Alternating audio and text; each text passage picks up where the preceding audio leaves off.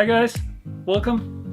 Today we're going to talk about the Saramonic, the rx9 and the t9 or tx9 miroport system.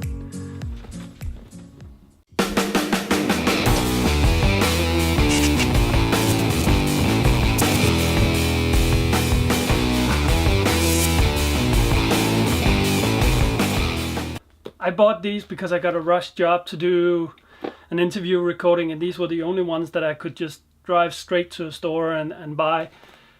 They do have some limitations compared to the Rode Link or some of the other systems, but I actually think they were quite nice to work with. I'm gonna go into the limitations just in a little bit, but just for now let's take a look at what's inside the box.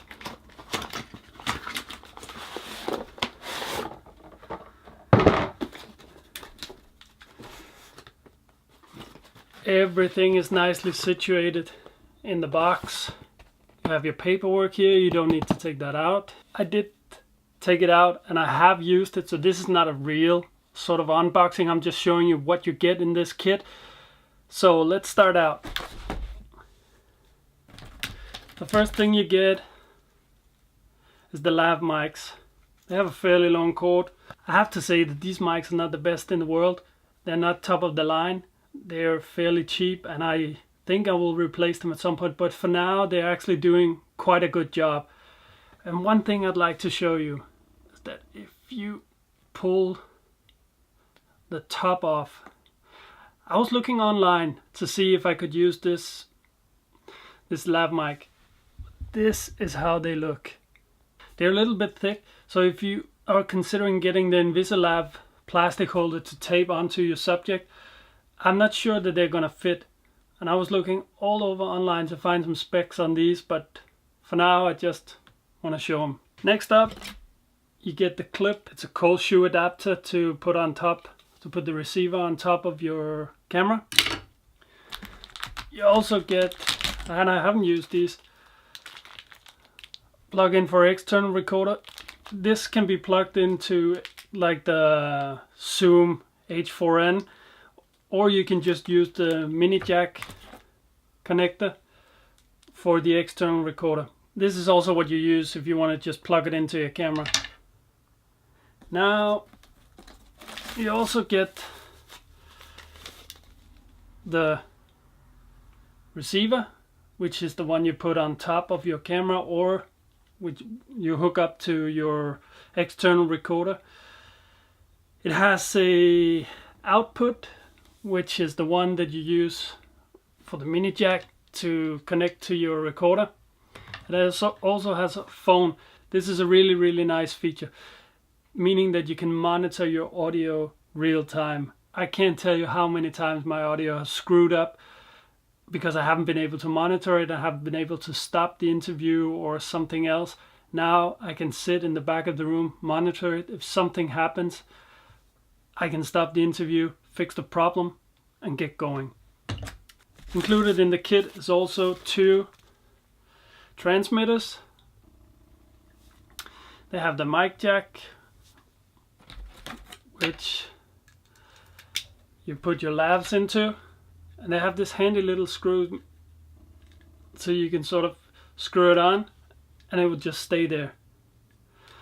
This is really nice. I did a whole kitchen show once where the chef accidentally pulled the lav mic out of the receiver and I didn't have any lav sound for half of the cooking show.